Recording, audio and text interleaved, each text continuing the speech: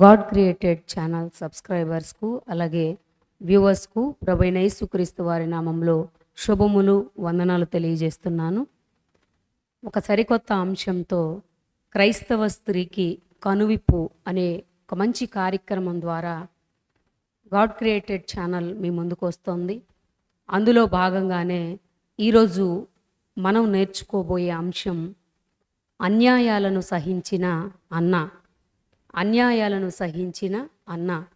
మరి ఆమె జీవితం గురించి, ఆమె ఆత్మీయ జీవితం క్రైస్తవ స్త్రీలమైన మనకు ఎలాంటి మంచిని నేర్పిస్తుందో మనం ఆలోచిద్దాం. ఆమె గురించి వ్రాయబడిన సందర్భాన్ని మనం ఒకసారి లేఖనాల్లోనికి వెళ్ళి చూద్దాం. లూకా సువార్త 2వ అధ్యాయము 36వ వచనము. లూకా సువార్త 2వ అధ్యాయము 36వ వచనము.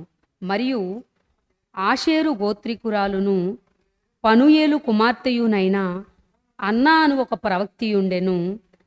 ఆమె కన్యత్వము మొదలుకొని 7 ఏండ్లు పెనిమిటితో సంసారము చేసి బహుకాలము గడిచినదై 84 సంవత్సరములు విధవరాలయ్యుండి దేవాలయము విడువక ఉపవాస ప్రార్థనలతో రేయింబవళ్ళు సేవ చేయుచుండెను.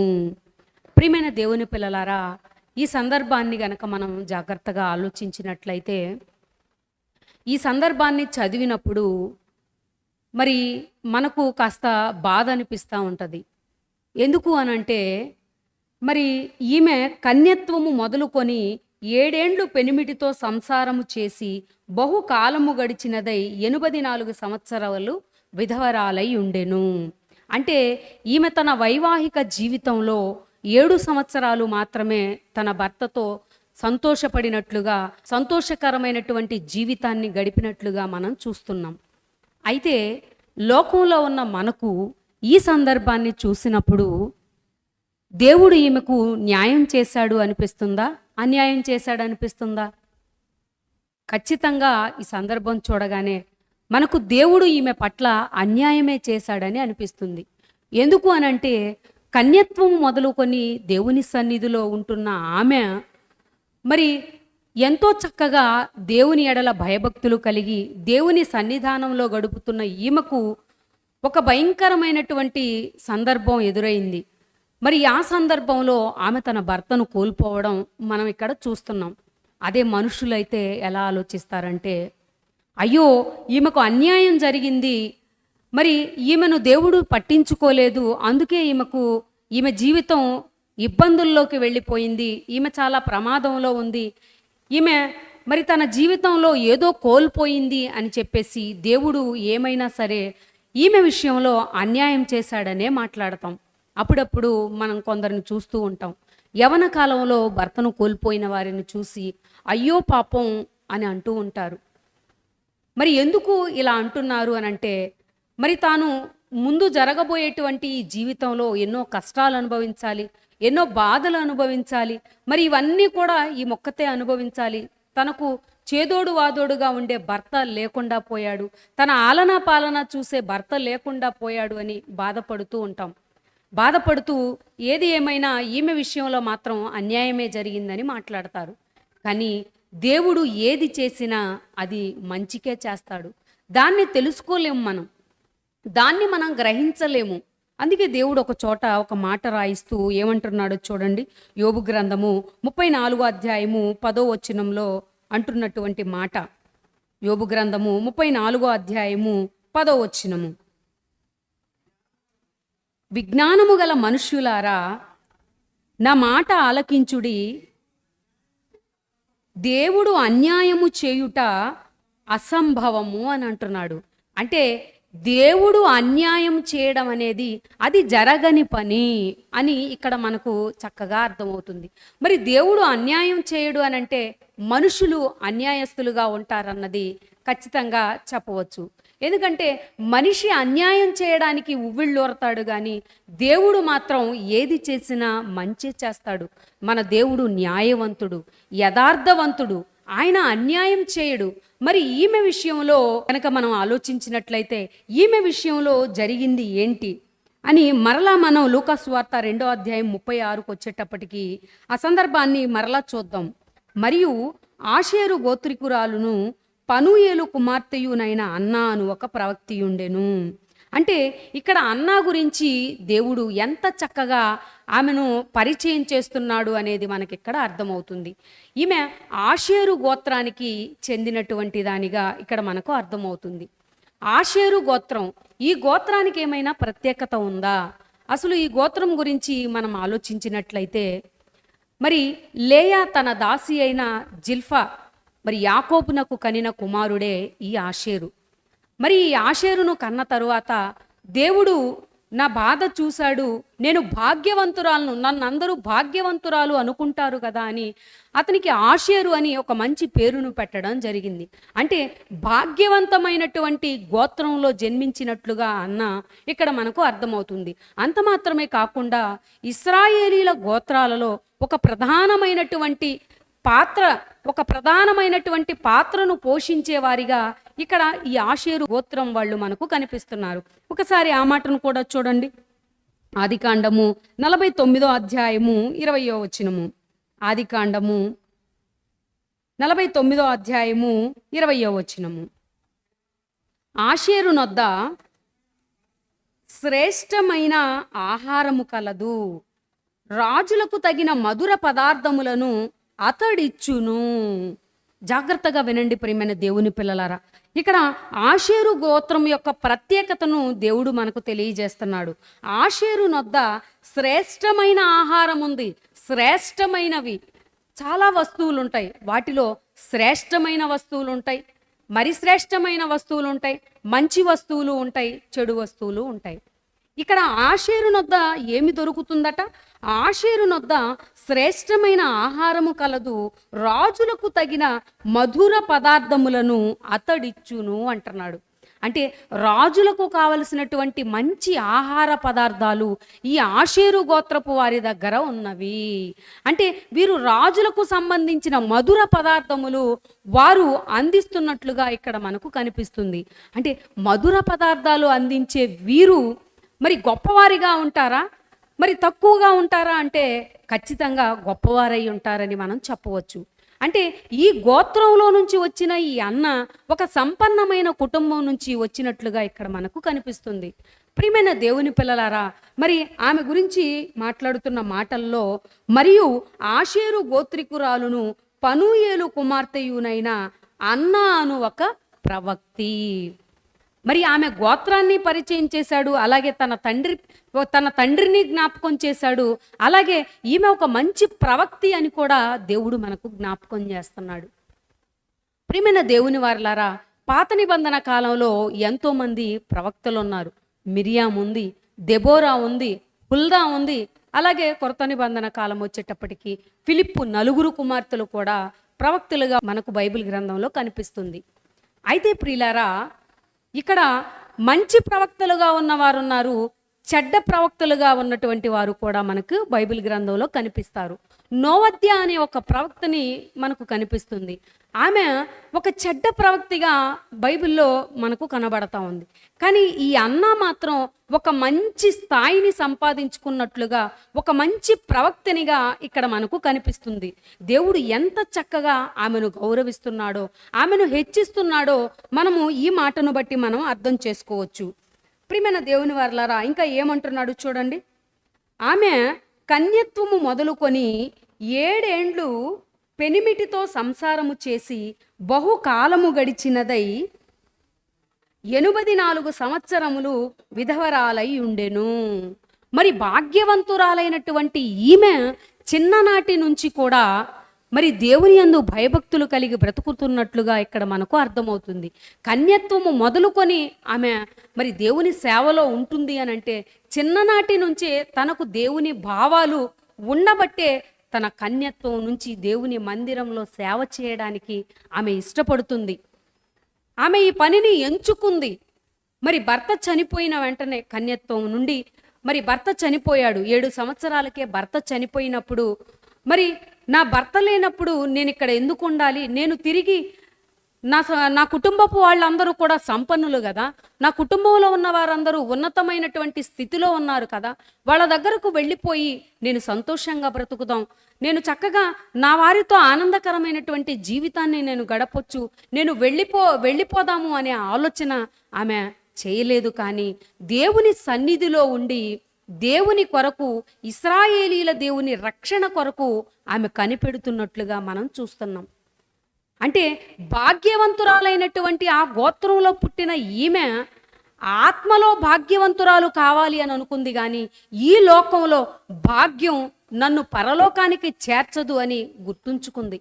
అంటే తన భాగ్యం ఆత్మలో వర్ధిల్లడానికి ఉపయోగించుకుందే కానీ ఈ లోకంలో ఇక్కడ ఉండిపోవడానికి మాత్రం ఆమె కోరుకోలేదు. ప్రియమైన దేవుని వారలరా, ఇక్కడ మనం చాలా జాగ్రత్తగా ఆలోచించాలి.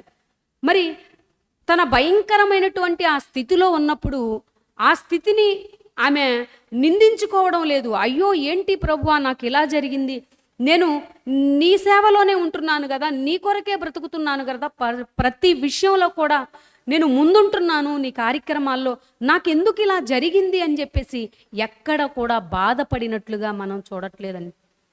సుమారుగా కన్యత్వం అంటే 13 ఏళ్ల నుంచి అనుకుందాం, 13 ఏళ్ల నుంచి 7 సంవత్సరాలు తన భర్తతో కాపురం చేసిన తర్వాత 84 సంవత్సరాలు దేవుని సేవకు అంకితం చేసినటువంటి ఒక మంచి స్త్రీగా ఇక్కడ మనకు కనిపిస్తుంది. సుదీర్ఘమైనటువంటి పరిచారకురాలిగా ఈ అన్న మనకి ఇక్కడ కనిపిస్తుంది. సుమారుగా 104 సంవత్సరాలు ఆమె జీవిత కాలంలో మరి ఎక్కువ కాలం ఆమె సేవకే అంకితం ఇచ్చినట్లుగా మనకి కనిపిస్తుంది. తను వైధవ్యంలోనికి వచ్చినప్పటి నుంచి మరి తను కృంగిపోలేదు, ఎక్కడా కూడా కృంగిపోకుండా ఎంతో చక్కగా నా దేవుణ్ణి గణపరచాలి అని అనుకుంది. అదే ఈ రోజుల్లో ఉన్న వారిని చూడండి, అయ్యో ఏంటి నా పరిస్థితి ఇలా అయిపోయింది, నేను ఎందుకు ఇలా ఉన్నాను, అయ్యో ప్రభువా ఏంటి నాకు ఇలా జరిగింది అని చెప్పేసి వారిలో వారే తపన పడిపోతూ ఉంటారు, బాధపడిపోతూ ఉంటారు. అసలు ఈ వివాహానికి కారణమైన వాళ్ళు ఎవరా అని ఆలోచిస్తూ ఉంటారు. అలా ఆలోచించుకుంటూ వివాహం చేసిన వాళ్ళని తిట్టుకుంటూ ఉంటారు, తల్లిదండ్రులను తిట్టుకుంటూ ఉంటారు, నా జీవితం ఎందుకు ఇలా అయిపోయిందని దేవుణ్ణి నిందిస్తూ ఉంటారు. ఎందుకు వీళ్ళు ఇలా నిందిస్తున్నారు అని అంటే, లోకంలో విధవరాలికి అంత ప్రత్యేకత ఏముండదండి. ఆమెను లోకం చిన్న చూపు చూస్తుంది, ఆమెను సరిగా పట్టించుకోదు, ఆమె ఏ శుభకార్యాలకు కూడా వెళ్ళడానికి అవకాశం ఉండదు, ఎవరు ఆమెను ఇష్టపడరు. సడన్గా రోడ్డు మీదకి వెళ్ళింది అనుకోండి, ఇంట్లోంచి రోడ్డు మీదకు వెళ్ళింది అనుకోండి, అయ్యో ఉదయాన్నే ఏంటి ఈమె ఎదురొచ్చింది, ఏంటి ఈ విధవరాలు ఎదురొచ్చింది అని చెప్పేసి వెనక్కి తిరిగి వెళ్ళిపోయేవాళ్ళు. ఈమె ఎదురొచ్చింది, ఈరోజు నాకు ఏదో జరుగుతుంది అని మరి అపశకునంగా భావించేవాళ్ళు చాలామంది మనకు కనిపిస్తూ ఉంటారు. కానీ వాటిని వేటిని కూడా లెక్క చేయట్లేదు. ఈమె లెక్క చేయకుండా దేవుని మందిరంలో తన జీవితాన్ని గడపడానికి ఆమె ఇష్టపడుతుంది.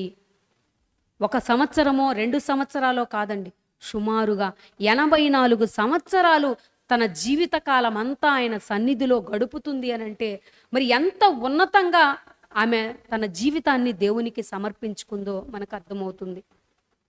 మనుషులైతే, లోకంలో ఉన్న వాళ్ళైతే మరి విధవరాలను తక్కువ చూపు చూడొచ్చేమో కానీ దేవుడు మాత్రం ఉన్నతమైనటువంటి స్థానానికి తీసుకువెళతాడు, ఉన్నతమైనటువంటి స్థానాన్ని కల్పించాడు. అందుకే నా ఆలోచనలకు మీ ఆలోచనలకు ఆకాశముకు భూమికి ఉన్నంత తేడా ఉంది అని చెప్పేసి దేవుడు చెబుతున్నాడు. మీ తలంపులు నా తలంపుల వంటివి కాదు అని అంటున్నాడు. అంటే ఆయన ఆలోచనలకు మన ఆలోచనలకు చాలా తేడా ఉంటుందండి. మరి ఎంతో చక్కగా తన జీవితాన్ని గడుపుతూ ముందుకు వెళ్ళినప్పుడు ఆమె ఏమి ఆశించి ఉండి ఉండొచ్చు ఒకసారి ఆలోచించండి. ఆమె ఏం కోరుకుంది, ఆమె దేని కొరకు అంత కష్టపడుతుంది అనేది మనం చూడాలి. యెషయా గ్రంథము 51వ అధ్యాయము 11వ వచనము. యెషయా గ్రంథము 51వ అధ్యాయము 11వ వచనము. యెహోవా విమోచించినవాడు సంగీత నాదముతో సియోనునకు తిరిగి వచ్చుచు నిత్య సంతోషము వారి తలల మీద ఉండును అని అంటున్నాడండి. ఎంత మంచి భాగ్యాన్ని ఇచ్చాడండి, ఎంత మంచి అదృష్టాన్ని ఆయన ఇచ్చాడు. దీన్ని ఆమె అర్థం చేసుకుంది. నిత్య సంతోషము ఉండాలి అని అంటే మనం ఎలా ఉండాలో తెలుసా? మన తలల మీద నిత్య సంతోషము ఉండాలి అని అంటే చదవండి. నిత్య సంతోషము వారి తలల మీద ఉండును. నిత్యము మనం సంతోషంగా ఉండాలి అని అంటే నిత్యము మనం దేవునిలో ఉండాలి. దేవునితో మంచి సంబంధాన్ని మనం కలిగి ఉండాలి. వారు సంతోషానందము గలవారగుదురు. నువ్వు సంతోషంతో ఉండాలి అని అంటే, నువ్వు సంతోషకరమైనటువంటి జీవితాన్ని నువ్వు గడపాలి అని అంటే నువ్వు దేవునిలో నీ జీవితాన్ని గడపాలి. దుఃఖము నిట్టూర్పును తొలగిపోవును. నేనే మిమ్మును ఓదార్చువాడను. నేనే ఓదార్చువాడను అని అంటున్నాడు. దుఃఖంలో ఉన్నావా? నీ భర్తను కోల్పోయి దుఃఖంలో ఉన్నావా? నువ్వు మనుషులను నమ్ముకోవద్దు, మనుషులను దూషించొద్దు, కానీ నువ్వు దేవుని మీద ఆధారపడు. దేవుణ్ణి అడుగు, నీకు నిత్య సంతోషం ఇస్తాడు. ఆయన నిన్ను ఓదార్చుతాడు. మనుషులు ఓదార్చలేరండి. మనుషుల వలన కాదు. అయ్యో ఆమె ఏడుస్తుంటే ఆమెను ఓదార్చడం ఎవరి వలన కాలేదండి అని అనడం మనం చూస్తాం. కానీ నిజంగా నిన్ను ఓదార్చువాడు ఎవరో తెలుసా? మన కన్న తండ్రి అయిన దేవుడు. అన్యాయం జరిగినప్పుడు అయ్యో నాకు అన్యాయం జరిగిందని అక్కడే కూర్చొని ఏడవడం కాదు, నీ తండ్రిని అడుగు. తరువాత పరిస్థితి ఏంటి? ఒక కీడు ఒక మేలు కొరకే జరుగుతుందన్నది మనం గుర్తుంచుకోవాలి. మనల్ని దేవుడు ఎంత చక్కగా ముందుకు తీసుకొని వెళతాడో మనం తర్వాత జరగబోయేటువంటి వాటిని దేవుని మాటలను బట్టి మనం ఆలోచించుకుంటూ ఉండాలి. అలాంటి మంచి ఆలోచన మనకు కలగాలి అని అంటే ఎల్లప్పుడూ కూడా ఈ మాటలు మన హృదయంలో ఉండాలి. మన హృదయంలో దేవుని మాటలు లేకపోతే మన హృదయం మరొక దానికి దగ్గరవుతుంది. అప్పుడు అపవాది మనల్ని భయంకరమైనటువంటి స్థితిలోనికి తీసుకొని వెళతాడు. తీసుకోకూడనటువంటి నిర్ణయాలను మనం తీసుకుంటాం. అప్పుడు మరింతగా ఇబ్బందుల్లోనికి వెళ్ళిపోతాం. మరి చక్కగా తన జీవితంలో మందిరంలో సేవ చేసుకుంటూ ఇంకా ఎలాంటి కార్యక్రమాల్లో ఆవిడ ముందుకు వెళుతుందో చూడండి. 44 సంవత్సరములు 37వ వచనము. విధవరాలై ఉండి దేవాలయము విడువక ఉపవాస ప్రార్థనలతో రేయింబవళ్ళు సేవ చేయుచుండెను. దేవాలయమును విడిచిపెట్టట్లేదటండి. ఎందుకు విడిచిపెట్టడం లేదు? దేవాలయంలో ప్రతిరోజు ఎవరో ఒకరు భోజనాలు తీసుకొచ్చి పడతారు, చక్కగా భోజనం చేయొచ్చు, నాకు వండుకునే పని ఉండదు, నాకు సంపాదించుకునే పని ఉండదు, చక్కగా ఇక్కడే ఉంటే నా జీవితం అలాగే వెళ్ళిపోతుంది అని అనుకుంటున్నారా? దేవాలయమును ఎందుకు విడిచిపెట్టడం లేదు? దేవాలయమును విడువక ఉపవాస ప్రార్థనలతో రేయింబవళ్ళు ప్రార్థిస్తుందట. రేయింబవళ్ళు. మనమైతే ఎప్పుడు విడిచిపెడతారా అని చూస్తాం. ఆరాధనకు వచ్చేదే లేటుగా, వచ్చినప్పటి నుంచి ఎంతసేపు ఎప్పుడైపోతుంది అని ఎదురు చూసేవాళ్ళం మనం అలా ఆలోచిస్తూ ఉంటాం. కానీ ఈమె దేవాలయమును విడిచిపెట్టడం లేదంట. ఎంత భాగ్యం చూడండి. దేవాలయము విడువక ఉపవాస ప్రార్థన చేస్తుంది. ఉపవాస ప్రార్థన మనం ఎప్పుడు చేస్తాం? మనకు ఉపవాస ప్రార్థన ఎప్పుడు గుర్తొస్తుందంటే మనకి ఏవో తీరని కష్టాలు వచ్చినప్పుడు, తీరని బాధలు వచ్చినప్పుడు ఉపవాసంతో తండ్రిని అడుగుదాం. ఆయన నా కోరికను తీరుస్తాడని నీ స్వార్థం కోసం ఉపవాస ప్రార్థన చేయడానికి నువ్వు ముందుకు వస్తావు. అది కూడా నీ అవసరతల కోసమే. దేవుని కార్యక్రమాల కోసం ఉపవాస ప్రార్థన చేయగలవా నువ్వు? అందులో కూడా నీ స్వార్థం ఉంటుంది. నువ్వు స్వార్థపూరితంగానే ఆలోచిస్తావు. ఎవరి కోసం ఉపవాసం ఉంటుంది ఇక్కడ? ఈ హన్న ఉపవాసం ఉంటూ రేయి పవళ్ళు సేవ చేస్తుందట. అంటే ఉదయం సాయంత్రం సేవ చేయడానికి ఆమె ఇష్టపడుతుంది అని అంటే ఎంత మంచి హృదయం అయి ఉండాలి ఆమెది. ఒక్కసారి ఆలోచించండి. ఒక మందిరంలో పని చేయాలి అని అంటే ఎంత కష్టమో తెలుసా? మందిరానికి ఎప్పుడు వచ్చేవాళ్ళు, పోయేవాళ్ళు, ప్రార్థించుకోవడానికి వచ్చేవాళ్ళు, మరి ఎంతోమంది సేవకులు వస్తూ ఉంటారు, వచ్చి పోయేవాళ్ళు ఉంటూ ఉంటారు. మందిరంలో సేవ చేయడం అంటే చాలా కష్టం అండి. ఏదో తమ ఇంట్లో అయితే పనులు చేసుకోవడానికి తప్పదు గనక ఇంట్లో చేస్తారు, కానీ అది మందిరానికి వచ్చి దేవుని పని చేయాలనుకునే వాళ్ళు ఎంతోమంది అండి. మందిరానికి వచ్చి మందిరంలో పనుంది చేద్దాం రండి అన్నా కూడా రావడానికి ఇష్టపడే వాళ్ళు చాలా కొద్ది మంది ఉంటారండి. దేవుని కార్యక్రమాలు చేయడానికి ఎవరండి ఇష్టపడతారు? కానీ ఈమె మాత్రం ఎంతో చక్కగా రేయి పవలు సేవ చేయడానికి ఆమె ఇష్టపడుతూ తన యవ్వన కాలం అంతా కూడా ఆ మందిరంలోనే గడిపేస్తుందండి. మనం దేవుని కొరకు, దేవుని కార్యక్రమాల కొరకు మరి ఎంతో చక్కగా దేవుని సేవలో ముందుకు సాగాలి అనంటే ఇలాంటి గొప్ప గొప్ప కార్యక్రమాలు చేయాలి. ఆమె చేసిందేంటి? పరిచర్య చేసింది మందిరంలో ఉంటూ. తన జీవితాన్ని అంతటిని కూడా దేవుని సేవ కొరకు త్యాగం చేసింది. అందుకే దేవుడు ఆమెను గుర్తుంచుకున్నాడు. తన గోత్రంతో సహా దేవుడు చెబుతున్నాడు అనంటే, తన తండ్రి పేరుతో సహా చెబుతున్నాడు అనంటే ఎంత గొప్ప ధన్యత అండి. ఎంతోమంది ప్రవక్తలు ఉన్నారు, ఎంతోమంది స్త్రీలు ఆనాటి కాలంలో ఉన్నారు. అయినప్పటికీ కూడా వారందరి గురించి చెప్పకుండా దేవుడు అన్నా గురించి మాత్రమే చెబుతున్నాడు అంటే ఎంత చక్కని సేవలు మరి మందిరంలో ఉంటూ అందించిందో మనం అర్థం చేసుకోవచ్చు. నిజంగా ఆమె గనక తనకు మందిరంలో ఉండడం ఇష్టం లేకపోతే ఎప్పుడో వెళ్ళిపోయి ఉండొచ్చు. ఆమె మందిరంలో ఉండడానికి ఇష్టపడితే, ఎందుకు నువ్వు ఉంటున్నావు, మన ఇంటికి వెళ్ళిపోదాం, నువ్వు ఇక్కడ ఎందుకు అని చెప్పేసి పుట్టింటి వాళ్ళు అడిగి ఉండొచ్చు. అలాగే తన మెట్టినింటి వాళ్ళు కూడా, ఈ మందిరంలో నువ్వు సేవ చేయడం ఏంటి, పదా వెళ్ళిపోదాం అని చెప్పేసి మెట్టినింటి వాళ్ళు కూడా అడిగి ఉండొచ్చు. ఎన్నో బాధలు పడి ఉండొచ్చు, ఎన్నో కష్టాలు, ఇబ్బందులను, ఎన్నో అన్యాయాలను సహించి ఉండొచ్చు ఈమె. అయినా కూడా వాటిని వేటిని లెక్క చేయలేదు. కానీ దేవుని మాటలకు విలువిచ్చింది, దేవునికి విలువిచ్చింది. రేయి పవలు సేవ చేస్తూ తన జీవితాన్నంతటినీ కూడా దేవునిలో సంతోషంగా గడిపింది. వచ్చిన వాళ్ళందరికీ తన గురించి చెప్పుకోవడం లేదు, తన కష్టాల గురించి చెప్పుకోవడం లేదు, కానీ దేవుని గురించి, ఇశ్రాయేలీల దేవుని గురించి గొప్పగా చెబుతుంది. మన పాపములను విమోచించే ఒక రక్షకుడు వస్తాడు అని ఆ రక్షకుని రాక కొరకు ఎదురు చూస్తూ ఉందామె. ఎంత మంచి విశ్వాసురాలండి, ఎంత మంచి భక్తిపరురాలండి. ఆమెలో ఉన్న లక్షణాలు కనీసం కొన్నైనా మనలో ఉన్నాయా? మనం ఎలా ఉంటున్నాం? మన ఆత్మీయ జీవితం ఎలా ఉంటుంది? మనం ఆత్మలో ఎలా అభివృద్ధి చెందగలుగుతున్నాం? మనం నమ్ముకున్నాము అనంటే నమ్ముకున్నాం అన్నట్లుగానే ఉంటున్నాం. దేవుని నమ్ముకున్నాము అని నలుగురికి కనబడేలా మన క్రియలు ఉంటున్నాయా? నమ్ముకున్నామని అనుకుంటున్నాము, కానీ దానికి తగినట్లుగా మన క్రియలు ఎక్కడున్నాయి చెప్పండి. దేవుని కొరకు ఉన్నతంగా బ్రతకాలి, దేవుని కొరకు మంచి సేవ చేయాలి, అనేక ఆత్మలను మనం రక్షించాలి. ఆత్మల రక్షణ భారం మనపై ఉంది. మరి ఎప్పుడు మనం ఈ కార్యక్రమాలన్నీ చేస్తాం? ఎప్పుడు ఈ సువార్త పరిచర్యను మన భుజాల మీద వేసుకొని చేస్తాం? మరి ఆమెను చూస్తున్నప్పుడు మనం ఏమి నేర్చుకోవాలి?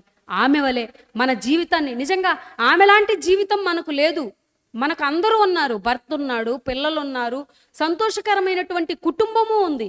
మరి ఇవన్నీ ఉన్నప్పటికీ కూడా మనం ఎందుకు దేవుని సేవలో ముందుకు వెళ్ళలేకపోతున్నాం? ముళ్ళలాంటి బాటలో అన్న ఆ ముళ్ళను సైతం లెక్క చేయకుండా వాటన్నింటినీ కూడా, శ్రమలు, శోధనలు, అన్యాయాలు, వీటన్నింటినీ కూడా విడిచిపెట్టి దేవుని కొరకు ఎదురు చూసిందే. మరి నువ్వు నేను ఎలా ఉంటున్నాం? మనం అలా ఉండడానికి ప్రయత్నిస్తున్నామా?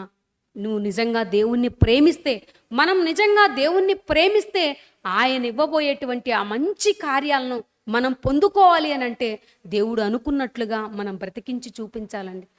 మరి ఆమె తన సంతోషకరమైనటువంటి జీవితాన్ని దేవునికి అంకితం చేసినందుకు ఆమెకు దేవుడిచ్చినటువంటి బహుమానం ఏంటో తెలుసా?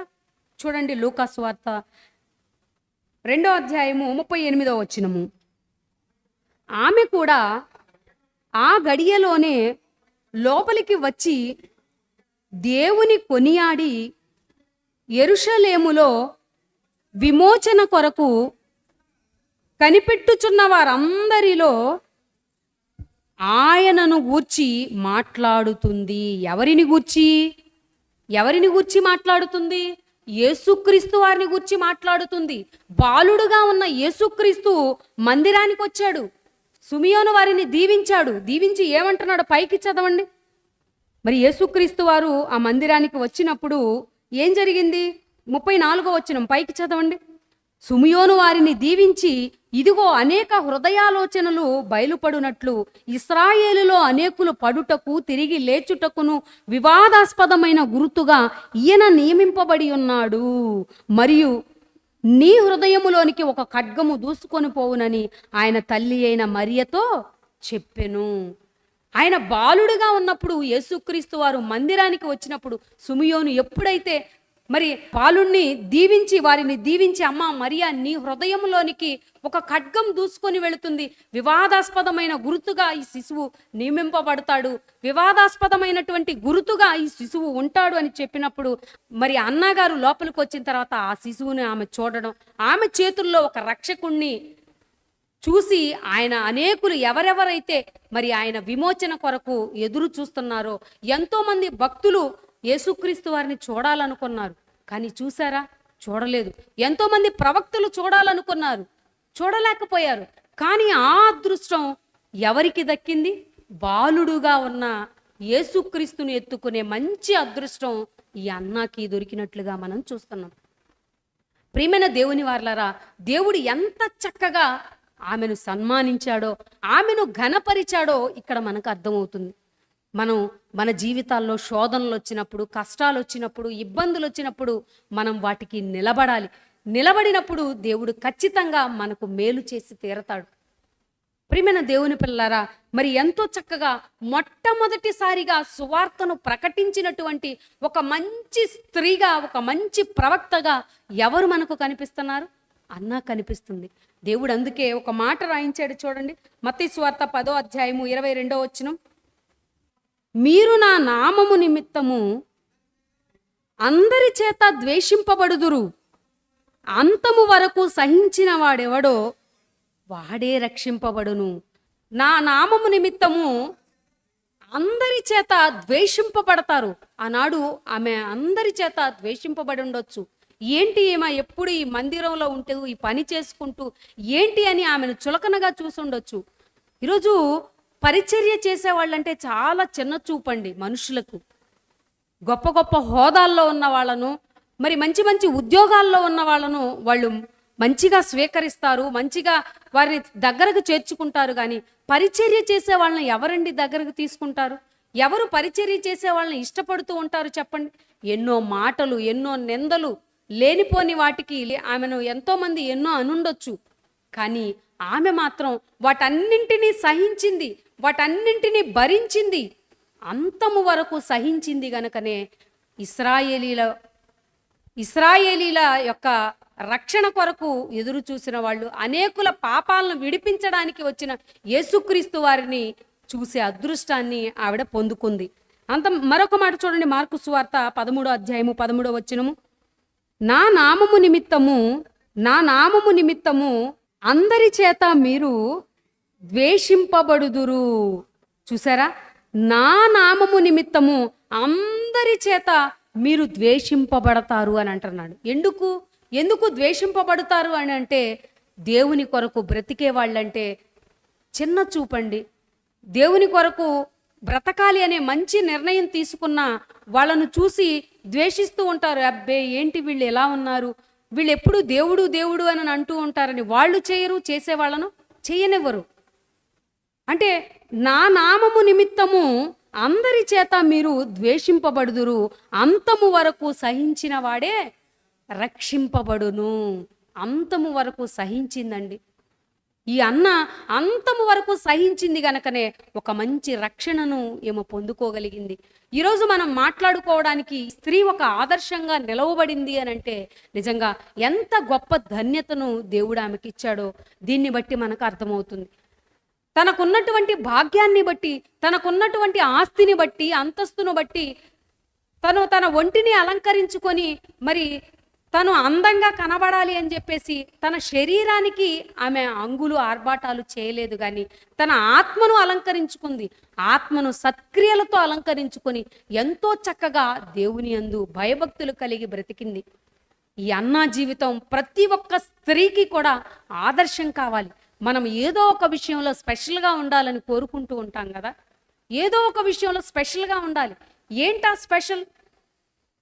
స్పెషల్ అంటే నిజంగా నువ్వు క్రైస్తవురాలవైతే, నువ్వు క్రైస్తవునివైతే దేవుని కొరకు ప్రత్యేకంగా బ్రతుకు. నీ జీవితమే ప్రత్యేకంగా మారాలి, నీ జీవితం అనేకులకు ఆదర్శప్రాయం అవ్వాలి. అలాగే తమ్ముడు చందు భార్య దివ్య, మరి తాను కూడా యవ్వనంలో ఉంది. యవ్వనంలో ఉండి మరి తన జీవితం ఏంటి, నా జీవితం ఎలా అయిపోయింది, నా పరిస్థితి ఏంటి ఇలా అయిపోయింది, నేను యవ్వనంలో ఉండగానే నా భర్త చనిపోయాడు, 2 బిడ్డలున్నారు, ఈ బిడ్డల పరిస్థితి ఏంటి, అయ్యో దేవా, నేను చిన్నప్పటి నుంచి నీ సేవలో ముందుకు వెళ్తున్నాను కదా, నాకే ఎందుకు వచ్చాయి ఈ కష్టాలు అని బాధపడుతూ మూలన కూర్చోలేదు. దేవుని పని, నా భర్త నాకు మిగిల్చి వెళ్ళిపోయినటువంటి పని నేను చెయ్యాలి అని చెప్పేసి ఆ కార్యక్రమాన్ని తన భుజాల మీదకు వేసుకొని ఎంతో చక్కగా దేవుని కార్యక్రమాల్లో ఉన్నతంగా ముందుకు వెళుతుంది. ఇంత ధైర్యం ఎలా వచ్చింది అనంటే దేవుని మాటను బట్టేనండి. దేవుని మాట మనల్ని ఓదారుస్తుంది, దేవుని మాట మనల్ని ధైర్యపరుస్తుంది. దేవుడు పిరికి ఆత్మ మనకి ఇవ్వలేదు కానీ మరి మంచి ఆత్మను దేవుడు మనకిచ్చాడు. ఇంద్రియ నిగ్రహం కలిగినటువంటి ఆత్మను దేవుడు మనకిచ్చాడు. మనం పిరికివారం కాదు, మనం మంచివారము, దేవుని కొరకు ఉన్నతంగా బ్రతికేవారమని తెలియజేస్తున్నాను ప్రియులారా. జాగ్రత్తగా మరి ఈ స్త్రీ ద్వారా మనం ఎన్నో సంగతులు నేర్చుకోవచ్చు. ఎంతో ఓర్పు సహనంతో ఉంటూ తన యవ్వన కాలం నుంచి వృద్ధాప్యం వరకు దేవుని సేవలో ఎంతలా ముందుకు వెళుతుందో మనకు అర్థమవుతుంది. కనుక ప్రియమైన దేవుని పిల్లలారా, ఇలాంటి వారిని మనం చూసినప్పుడు వారిని ఆదర్శంగా తీసుకుంటూ దేవుని కొరకు ఉన్నతంగా బ్రతుకుతూ వారి జీవితాలను మన కళ్ళ ముందు దేవుడు ఎందుకు ఉంచాడంటే వారి వలె మనం ఓర్పు సహనం కలిగి మన జీవితాలను దేవుని కొరకు ముందుకు నడిపించుకోవాలని దేవుడు ఎన్నో సంగతులు రాయించాడు. ఇంకా అనేక సంగతులు మరి మనం నేర్చుకుందాం. ప్రేమ కలిగిన మా తండ్రి, దయగలిగిన మా దేవా, మీకు వందనాలయ్యా. ఇదిగో దేవా, ఈ గాడ్ క్రియేటెడ్ ఛానల్ ద్వారా నాయన క్రైస్తవ స్త్రీకి కనువిప్పు అనే ఆధ్యాత్మికమైనటువంటి కార్యక్రమం ద్వారా నాయన అనేక మంది స్త్రీలను నాయన చైతన్యవంతులను చేయుటకు ఈ మంచి కార్యక్రమాన్ని నాయన ఏర్పాటు చేశాము తండ్రి. తండ్రి, ఈ కార్యక్రమాన్ని నాయన దీవించండి తండ్రి. అనేకులు స్త్రీలు నాయన ఈ మాటలను బట్టి నాయన తమ జీవితాలను బాగుపరుచుకుంటూ నాయన తమ జీవితాల్లో నాయన మరి ఒడిదుడుకులన్నింటినీ కూడా నాయన అధిగమిస్తూ మిమ్మును చూస్తూ ముందుకు సాగే ప్రియులైన పిల్లలుగా ఉండుటకు కృపను అనుగ్రహించమని వేడుకుంటూ క్రీస్తు నామాన్న ఈ ప్రార్థన సమర్పిస్తున్నాం తండ్రి. ఆమెన్. మీ అందరికీ వందనాలు.